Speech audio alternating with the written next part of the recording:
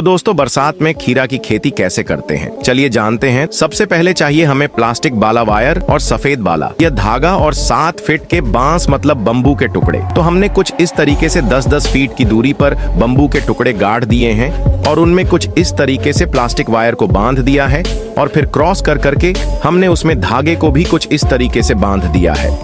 तो आप देख सकते हैं खीरे के पौधे ने धागे को किस तरीके से पकड़ लिया है। अब इसी के सहारे से पौधा ऊपर तक चढ़ जाएगा और बारिश की वजह से पौधे में कोई रोग नहीं लगेंगे और पौधा खराब नहीं होगा। तो दोस्तों इससे आगे और अपडेट देखने के लिए बने रहिए हमारे चैनल पर।